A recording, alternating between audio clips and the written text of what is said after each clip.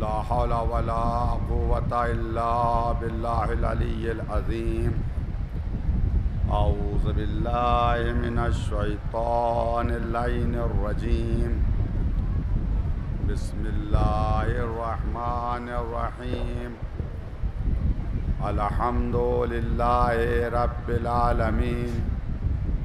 نحمده ولا نعمه ونستعينه ولا طاعته ونؤمن به حقا ونتوكل عليه صدقا ونشهد أن لا إله إلا الله وحده لا شريك له كلمة جعل الإخلاص تاويلها وزمنا في القلوب موصولها وأنار في الفكر معقولها الممتنع عن الأبصار رؤيته ومن الألسنة صفته ومن الأوهام كيفيته ثم الصلاة والسلام والتحية والإكرام على أشرف الخلق سيد المرسلين أبي القاسم المصطفى محمد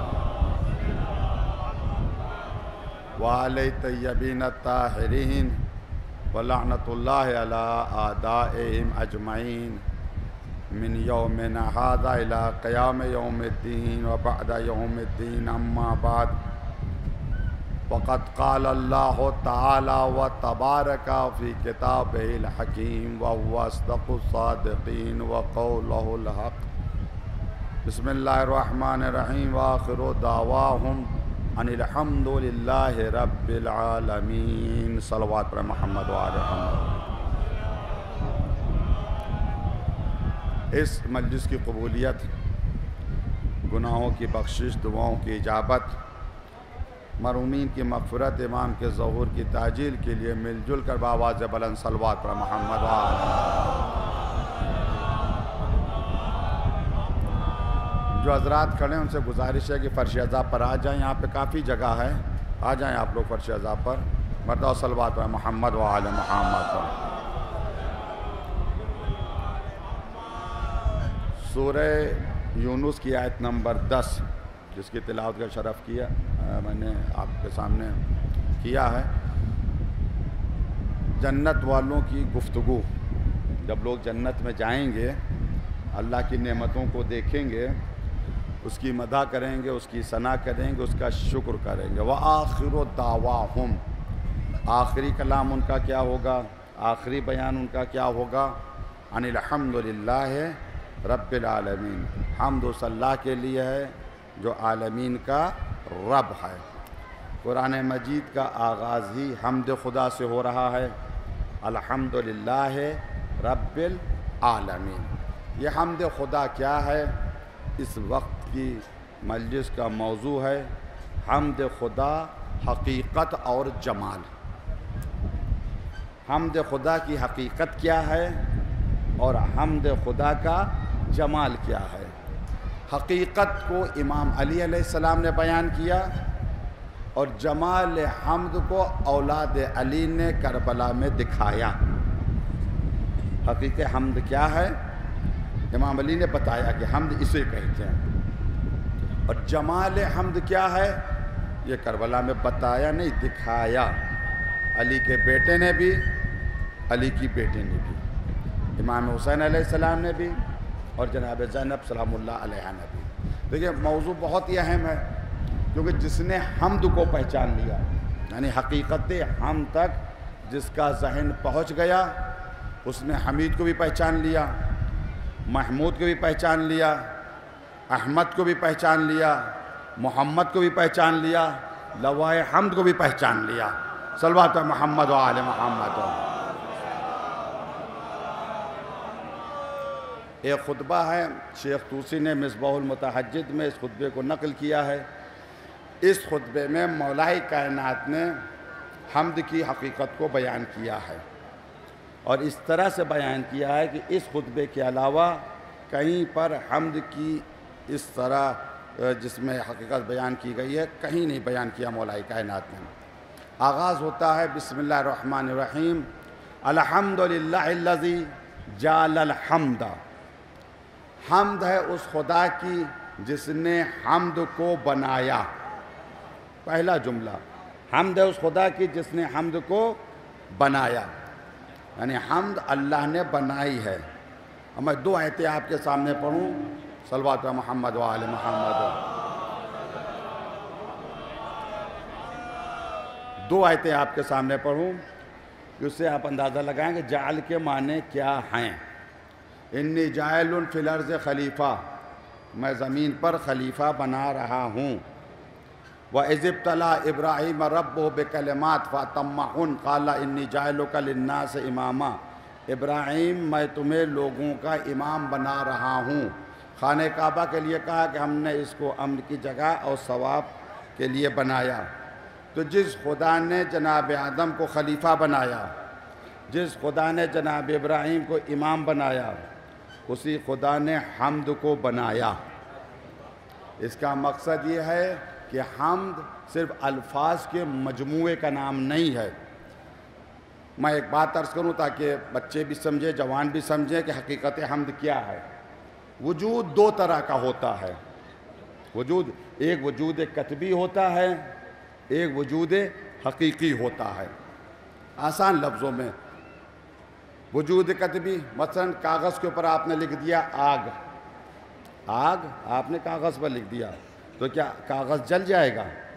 آگ لکھا ہوا کیا ہے؟ یہ آگ ہے، لفظ آگ ہے۔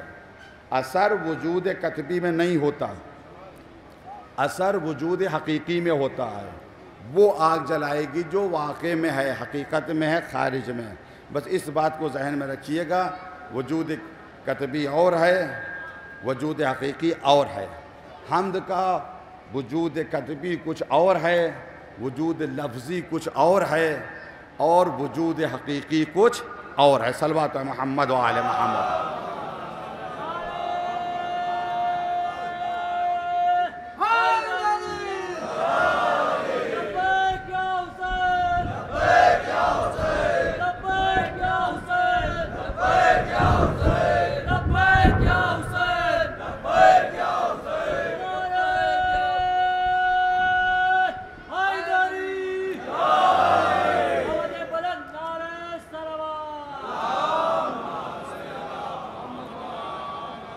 بہت ہی توجہ میرا عزیزو، اللہ نے حمد کو بنایا، جس نے خلیفہ بنایا، امام بنایا، اس نے الحمدللہ جعل الحمد من غیر حاجت منہ الی حامدی ہے۔ اس نے حمد کو بنایا حالانکہ اسے ضرورت نہیں کوئی اس کی حمد کرے، وہ بے نیاز ہے، اسے ضرورت نہیں، مگر بنایا تو کیوں بنایا؟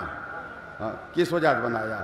طریقاً من طرق، پہلا ریزن حمد کیا ہے؟ طریقاً من طرق الاعتراف بلاہوتیت ہی و سمدانیت ہی و ربانیت ہی و فردانیت۔ حمد نہیں ہے، ایک راستہ ہے، ایک طریقہ ہے لاہوتیت خدا تک پہنچنے کے لیے، یعنی خدا کی خدائی تک پہنچنے کے لیے، خدا کی سمدانیت تک پہنچنے کے لیے، اس کی ربانیت تک پہنچنے کے لیے، اس کی فردانیت تک پہنچنے کے لیے ایک راستہ ہے، جس راستے کا نام حمد خدا ہے۔ تو اس کا مقصد یہ الفاظ نہیں ہے، حمد ایک راستہ۔ بہت جلدی میرے عزیزوں، دوسرا سبب مولا کائنات نے بیان کیا۔ حمد کیا ہے؟ سبباً من مزید من رحمت، حمد سبب بنتی ہے کہ اللہ کی مزید رحمت شامل حال ہو جائے۔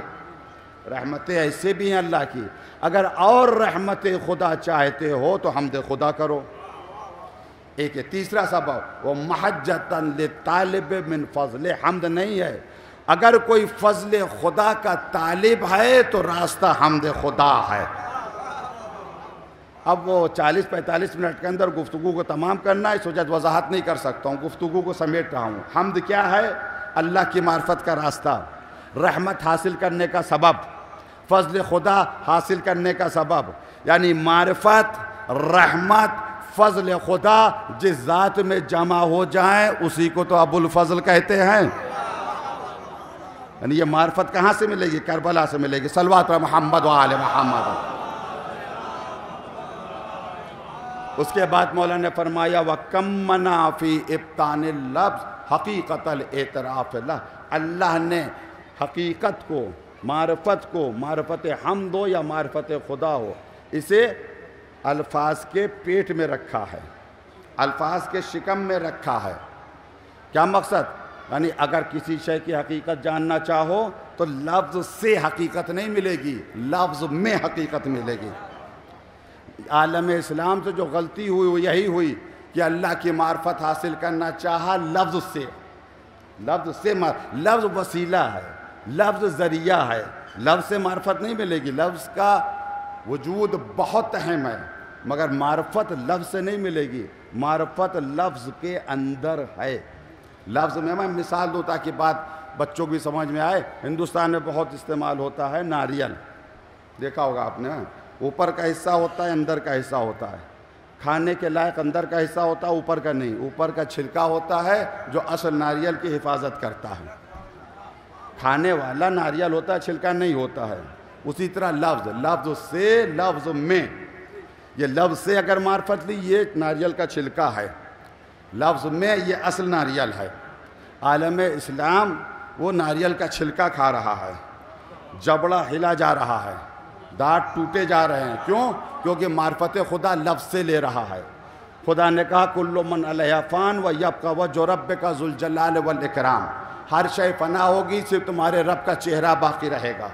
ید اللہ فوق ایدیہم، اللہ کا ہاتھ ان کے ہاتھوں کے اوپر ہے۔ جب قرآن نے کہہ دیا اللہ کا چہرہ ہے، جب قرآن نے کہہ دیا اللہ کا ہاتھ ہے تو ہے اللہ کا چہرہ، ہے اللہ کا ہاتھ، پیر بھی ہے اور نہ جانے کیا کیا ہے۔ پیر تو اتنا بڑا ہے جب تک جہنم میں ڈالے گا نہیں، جہنم کا پیٹ نہیں بھرے گا۔ یہ سب کچھ ہے۔ یہ کیوں ہو گیا؟ یہ عدم معرفت کہاں سے آئے کہ لفظ سے اللہ کو پہچاننا چاہا۔ امام علی نے پہلے دن کہہ دیا تھا لفظ سے پہچانو گے تو گمراہ ہو جاؤ گے۔ معرفت لفظ کے اندر ہے۔ جس طرح ناریل کا چھلکا وہ کھانے کے لائق نہیں ہے، وہ کھانے کے لیے ہے ہی نہیں، اس کا کام اصل ناریل کی حفاظت کرنا ہے۔ لفظ کا کام اصل معنی کی حفاظت کرنا ہے۔ اصل مال تو ناریل ہے۔ میں ایک بات عرض کرنا چاہتا ہوں عالم اسلام سے، جب ناریل کا چھلکا کھانے میں اتنا مزہ آ رہا ہے، اگرچہ دانت ٹوٹے جا رہے ہیں، جبڑا ہلا جا رہا ہے، جب ناریل کا چھلکا کھانے میں اتنا مزہ آ رہا ہے تو جب اصل ناریل کھاؤ گے تو کتنا مزہ آئے گا، کتنا لطف آئے گا۔ جب اصل، لیکن اصل مزہ کیسے ملے؟ یہ بغض علی کی سزا مل رہی ہے۔ صلوات محمد و آل محمد۔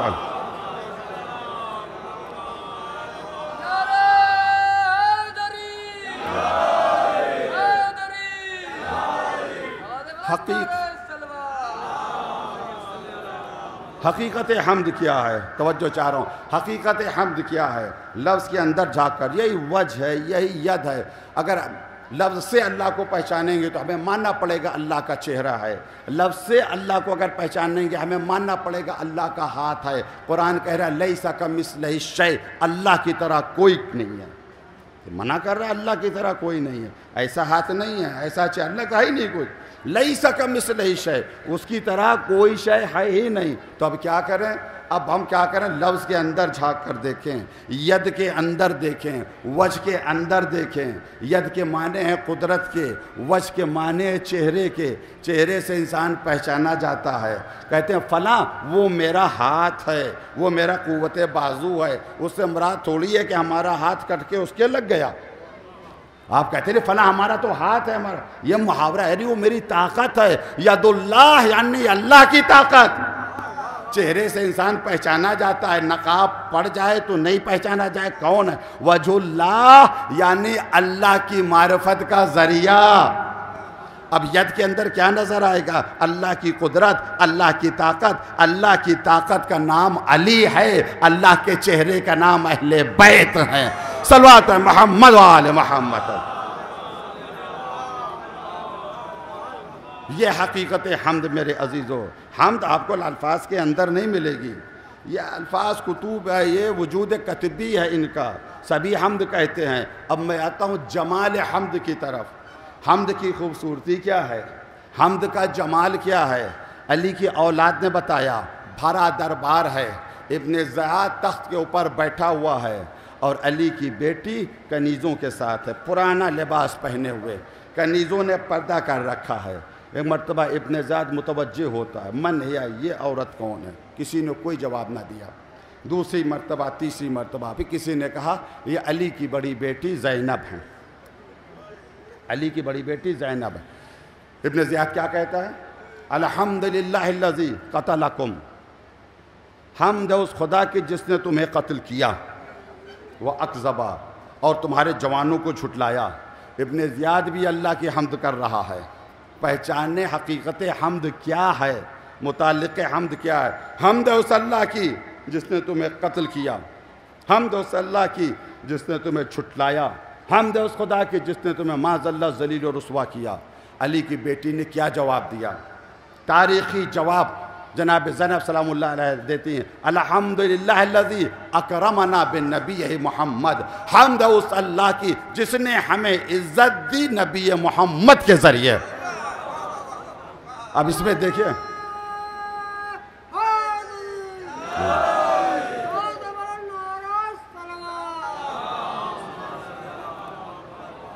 حمد ہے اس خدا کی جس نے ہمیں عزت دی نبی کے ذریعے، محمد کے ذریعے۔ جل بلا جاتا ہے یہ جواب سن کر، جل بن کر راکھ ہو جاتا ہے۔ ایک مرتبہ جھنجھلا کر کہتا بڑی جرت ہو گئی ہے، بہت تمہارے اندر جسارت آ گئی ہے۔ کیف رأیتی ما صنع اللہ بأخیک الحسین، کیسے تم نے دیکھا، دیکھو اللہ نے تمہارے بھائی حسین کے ساتھ کیا سلوک کیا۔ جل بن کر کہتا ہے۔ اب جواب سنیے، یہ کسی اور کا جواب نہیں ہے، یہ علی کی بیٹی کا جواب ہے، یہ ثانیہ زہرا کا جواب ہے۔ مختصر جواب ہے مگر منہ توڑ جواب ہے۔ ما رأیت الا جمیلا، ہم نے کربلا میں جمال کے علاوہ کچھ نہیں دیکھا۔ ما رأیت الا جمیلا، ہمیں کربلا میں جمال کے علاوہ کچھ نظر نہیں آیا۔ جمال کربلا کیا ہے؟ ہم روتے ہیں، گریہ کرتے ہیں، بے شک رونا چاہیے، بے شک گریہ کرنا چاہیے، مگر جناب زینب کیا کہہ رہی ہیں؟ ہمیں کربلا میں جمال ہی جمال نظر آیا۔ عباس کے بازو کٹے، ہمیں جمال نظر آیا۔ علی اکبر کے سینے پر برچی رکھی، ہمیں جمال نظر آیا۔ کیوں؟ جمال کربلا یہ ہے کہ جو کچھ ہو رہا ہے وہ اللہ کی نظروں کے سامنے ہو رہا ہے۔ صلوات محمد و آل محمد۔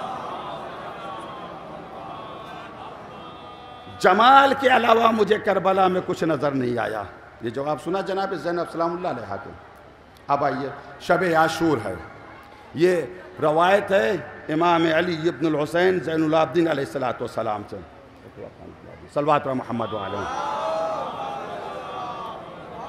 آپ فرماتے شب عاشور میرے بابا نے اصحاب کے ساتھ ساتھ اپنے اہل بیت کے خیمے میں جمع کیا۔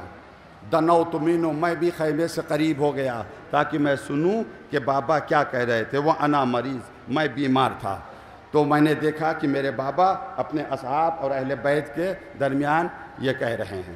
امام حسین کا خطبے کے کچھ حصے آپ الفاظ سے الفاظ ملائیے گا، رفتار سے رفتار ملائیے گا، کردار سے کردار ملائیے گا، تب نتیجے پہ پہنچیے گا کہ اگر جناب زینب معصومہ نہیں آئے تو معصوم سے کم بھی نہیں ہیں۔ یہ دونوں خطبے کو ملائیے گا۔ امام حسین علیہ السلام خطبہ دے رہے ہیں اصحاب کے درمیان، اللہ کی حمد کس طرح سے؟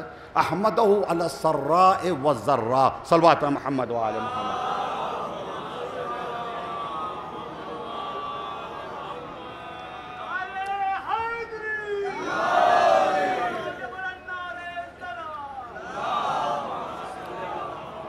بہت توجہ میرے عزیزوں، پوری بیداری کے ساتھ سنیں، 45-40 منٹ کے اندر گفتگو کو تمام کرنا ہے۔ موضوع ہے میرا حمد خدا، حقیقت اور جمال۔ جمال تو آپ کو کربلا ہی میں نظر آئے گا کہ حمد کا جمال کیا ہے۔ ہم لوگ حمد کرتے ہیں، بے شک کرتے ہیں، دولت مل گئی اللہ کا شکر ہے، حمد خدا الحمدللہ، بچہ پیدا ہوا، اولاد پیدا ہوئی الحمدللہ، گھر بن گیا الحمدللہ۔ خدا نہ کرے کسی کے ہاں کوئی حادثہ ہو جائے، کسی کا باپ مر جائے، کسی کا بھائی مر جائے، کسی کا بیٹا مر جائے، نہیں کہے گا الحمدللہ، صبر کرے گا، انا للہ کہے گا۔ ہم کب الحمدللہ کہتے ہیں؟ جب ہمیں نعمتیں ملیں۔ ہم میں اور اہل بیت میں یہی فرق ہے، ہم نعمتوں پر حمد الہی کرتے ہیں، اہل بیت مصیبتوں پر حمد الہی کرتے ہیں۔ امام حسین شب عاشور کیا کہتے ہیں؟ احمدہ علی السراء والضراء، ہم اللہ کی حمد کر رہے ہیں راحت میں بھی اور مصیبت میں بھی، راحت میں بھی اور مصیبت میں بھی۔ اب کیا کہا امام حسین نے؟ حمد کس بات پر کر رہے ہیں؟ اے میرے اللہم احمدو کا، اے میرے اللہ حسین تیری حمد کر رہا ہے۔ کس بات پر حمد کر رہا ہے؟ میرے اللہ اکرمتنی، تو نے حسین کو عزت دی، بالنبوہ، نبوت کے ذریعے عزت دی۔ اب دونوں کے کلام کو آپ ملائیں۔ ابن زیاد کے دربار میں جناب زینب نے کیا کہا تھا؟ الحمدللہ الذی اکرمنا بالنبی محمد، اللہ کی حمد ہے اس نے مجھے عزت دی، نبوت محمد کے ذریعے سے دی۔ امام حسین شب عاشور کہہ رہے ہیں میرا اللہ تیری حمد حسین کر رہا، اس وجہ سے تو نے حسین کو عزت دی تو نبوت محمد کے ذریعے عزت دی۔ بھائی اور بہن کا کلام ملائیں میرے عزیزو، ایک پیغام ہے، پیغام یہ ہے جب تک سبب ہوتا ہے اس وقت تک مسبب ہوتا ہے۔ بہت توجہ چاہ رہا ہوں، ہر چیز کا ایک ریزن ہوتا ہے، ایک سبب ہوتا ہے۔ عزت کا ایک سبب ہے، کیا؟ عہدہ ہے، منتری بن گئے، وزیر بن گئے، اب اتنی عزت ہے کہ چوراہے پر ٹریفک روک دی جاتی ہے، منتری جی کی گاڑی گزر رہی ہے، پولیس سلوٹ مارتی ہے۔ عزت کا سبب دولت ہے، جب تک پیسہ ہے سبھی بھیا سلام کہہ رہے ہیں، لیکن ادھر عہدہ چلا گیا، اب ڈرائیور بھی 2 انگلی اٹھا کے سلام نہیں کر رہا ہے، ادھر دولت چلی گئی، اب کوئی پوچھ نہیں رہا ہے۔ جب تک سبب ہے اس وقت تک مسبب ہے۔ جناب زینب نے دربار ابن زیاد میں کہا جو حمد اس اللہ کی جس نے ہمیں عزت دی نبوت محمد سے۔ ابن زیاد تجھے جھوٹی عزت ملی ہے عہدے کے ذریعے سے، تیرا میرا مقابلہ کیا؟ ہماری عزت نبوت کی وجہ سے، جب تک نبوت ہے ہماری عزت ہے، جب تک دنیا میں نبوت ہے اس وقت تک ہماری عزت ہے۔ اسی جملے کو امام حسین نے شب عاشور کا، میرے اللہ تیری حمد حسین کر رہا ہے، تو نے حسین کو عزت دی، نبوت کے ذریعے سے دی۔ اب ایک جملہ کہنا چاہتا ہوں میرے عزیزو، ارباب علم تشریف فرما، مجالس سنا کرتے ہیں۔ یہی وجہ ہے جب پوچھا سید سجاد نے بتاؤ کون جیتا، میں جیتا یا تمہارے بابا حسین جیتے؟ کون جیتا؟ چوتھے امام نے بڑا خوبصورت جواب دیا کہ ٹھہر جاؤ، رک جاؤ، ابھی اذان کا وقت آئے گا۔ اگر میرے جد کا نام اذان میں ہے سمجھو میرا باپ جیتا، اگر تیرے دادا کا نام ہے تو سمجھنا تو جیتا۔ صلوات محمد و آل محمد۔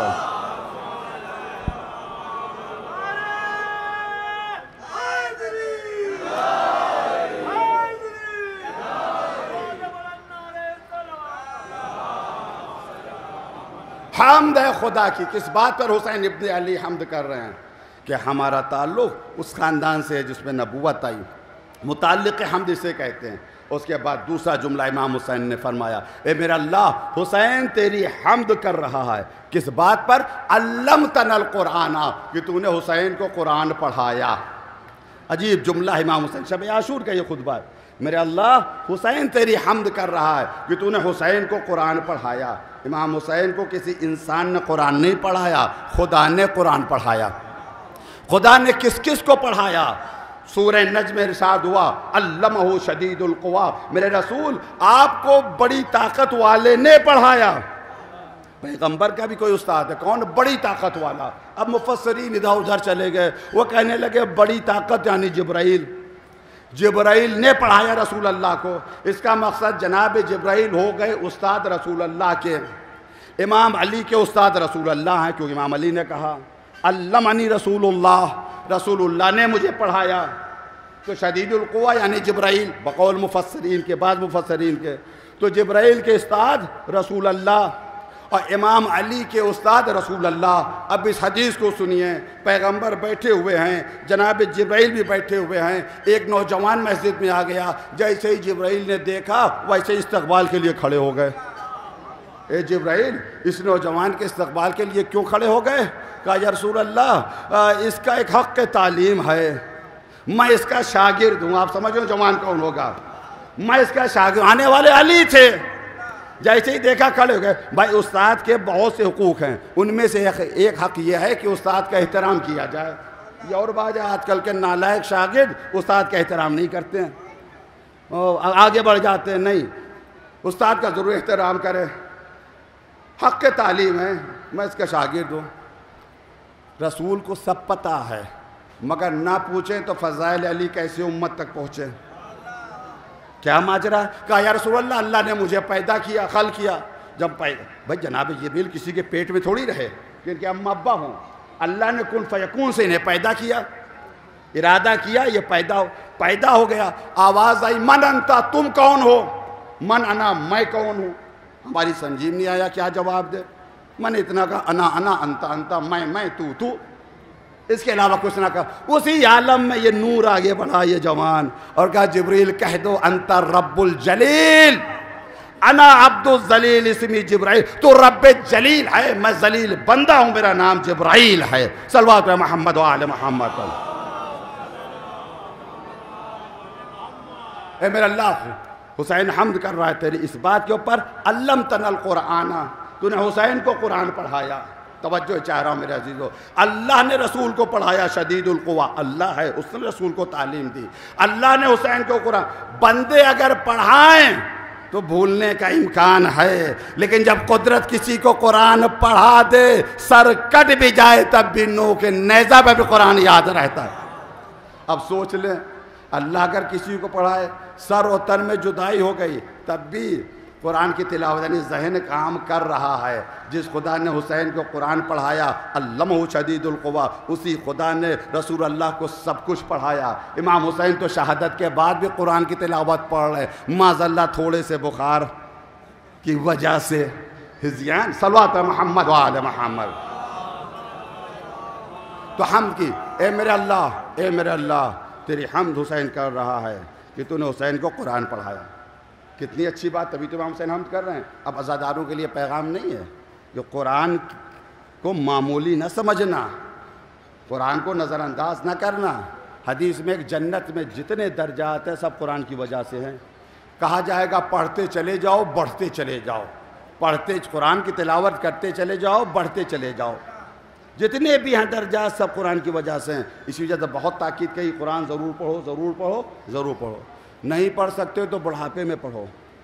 وَاطْلُبُ الْعِلْمَ مِنَ الْمَهْدِ إِلَى اللَّهِ. پیغمبر اسلام حضرت محمد مصطفیٰ صلی اللہ علیہ وسلم آپ فرماتے ہیں علم حاصل کرو، ماں کی آغوش سے لے کے قبر کی منزل تک پڑھو، قرآن پڑھو. اگر عزادار ہو، واقعی حسین کے چاہنے والے ہو، کسی بھی عمر میں پہنچ گئے، قرآن ضرور پڑھو. امام حسین علیہ السلام کو قرآن سے عشق تھا. اب اگلا جملہ سنیں، وہیں سے میں ربط مسائب دوں گا.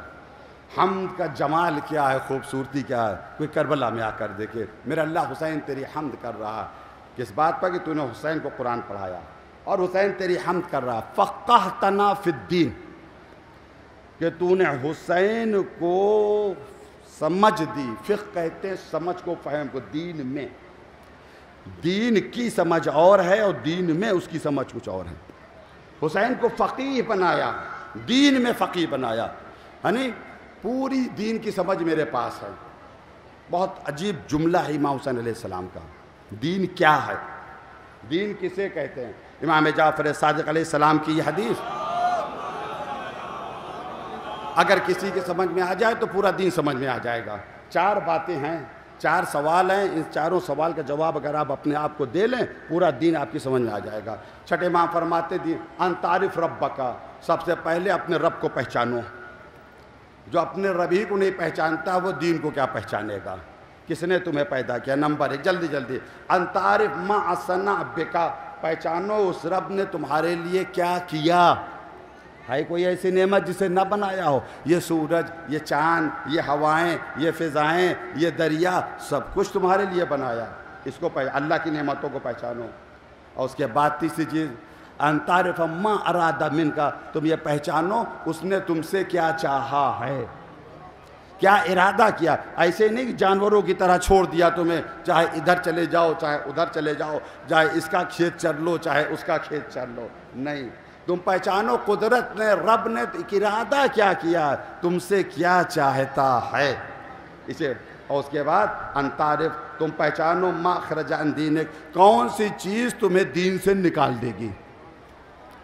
کون سے ایسے کام ہیں جو تم کرو گے تو دین سے نکل جاؤ گے. ان 4 سوال کا جواب جسے مل گیا اس کو دین سمجھ میں آ گیا. صلوات محمد و آل محمد.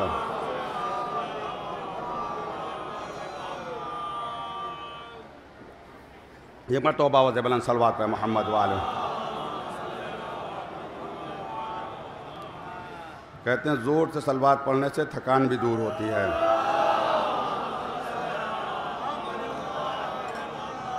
بستی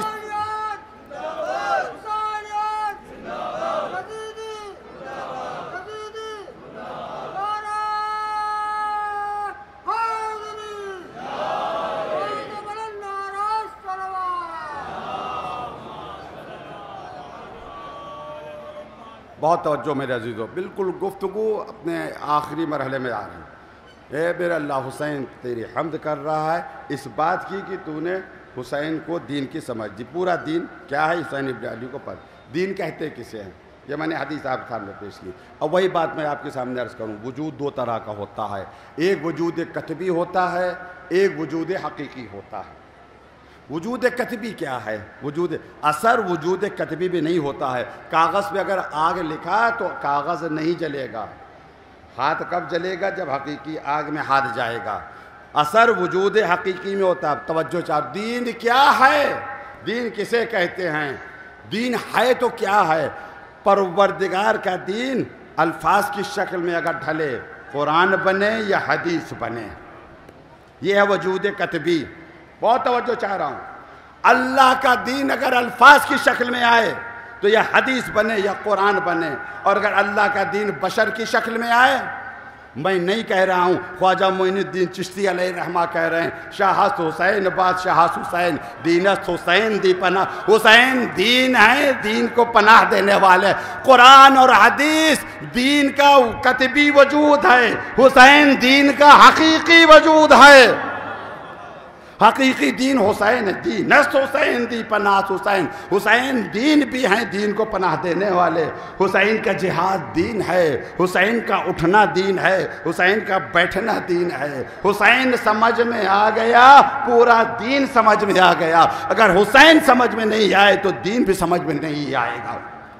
یہ جو کچھ ہے حدیثوں میں ہے، یہ سب وجود کتبی ہے، پہنچائے گا وجود حقیقی تک۔ اس طرح آگ لکھی ہوئی ہے اور اشارہ ہے کہ ادھر آگ ہے، تو یہ کتابت وجود حقیقی تک پہنچا دے گی، اس کے علاوہ نہیں۔ یہی وجہ ہے کہ عالم اسلام وجود کتبی کی بھول بھلیا میں صراط مستقیم کھو چکا ہے، بھٹک چکا ہے۔ تبھی تو آج اسلام کے نام پر ہر طرح کا ظلم ہو رہا ہے، ہر طرح کی ذاتی۔ اسلام اگر سمجھنا ہے، دین کو اگر سمجھنا ہے تو حسین ابن علی کو سمجھو۔ خواجہ معین الدین چشتی علیہ الرحمہ نے ایسے ہی نہیں کہا تھا دینست حسین دی پناہ حسین۔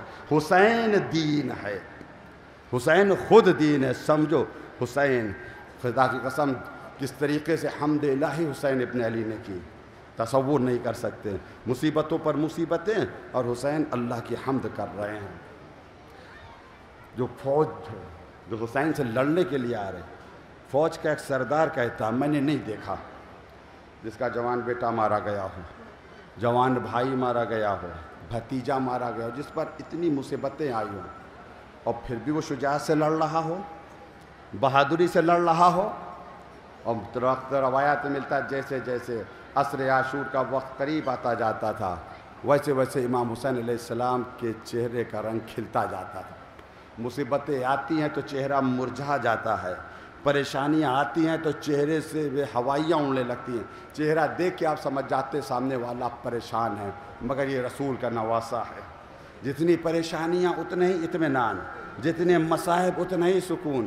اسی وجہ سے ندا دی گئی تھی، یا ایھا النفس المطمئنہ ارجعی الی ربک راضیۃ مرضیہ فادخلی فی عبادی وادخلی جنتی۔ اجکم اللہ، خدا آپ کو کسی غم میں نہ رلائے عزاداروں۔ آج محرم کی 11 تاریخ ہے۔ یہ نہ سمجھیے کہ عاشور ختم ہو گیا تو مصائب کم ہو گئے، نہیں، مصائب کم نہیں ہوئے، مصائب بڑھے ہیں، مصائب بڑھے ہیں۔ کیوں بڑھے ہیں؟ کس وجہ سے بڑھے؟ شام غریبہ میں خیموں میں آگ لگائی گئی، سورج نے ڈوب کر سیدانیوں کا پردہ بچا لیا۔ یہ سیدانیوں کی بے پردگی بہت بڑی مصیبت ہے۔ کسی بہت بڑے عالم اور عاری سے کسی نے پوچھا، آقا یہ بتائیے کہ جناب زینب سلام اللہ علیہ کی وفات کب ہوئی؟ تاریخ وفات کا مجھے نہیں پتا، یہ تو کوئی مورخ بتائے گا کہ کب وفات ہوئی۔ ہاں مجھے یہ پتا ہے کہ شہادت کب ہوئی۔ کب زینب کی شہادت تو شام غریبہ میں ہو گئی تھی۔ سر سے چادر اتری، زینب مر گئی۔ لیکن پھر بھی شام غریبہ نے کیا اچھا شاعر نے کہا، جلتے ہوئے خیام کا کہتا ہے یہ دھواں، سیدانیوں کا دشت میں پردہ کریں گے ہم۔ اس دھویں نے تو پردہ کر لیا، سورج نے ڈوب کر پردہ کر لیا، لیکن جب 11ویں محرم کا سورج نکلا، اب کون ہے جو علی کی بیٹی کا پردہ کرے؟ شمر ملون آگے بڑھا، چند اونٹ لے کر، بے کجاوا اونٹ لے کر، تمہیں اس اونٹوں پر سوار ہونا ہے۔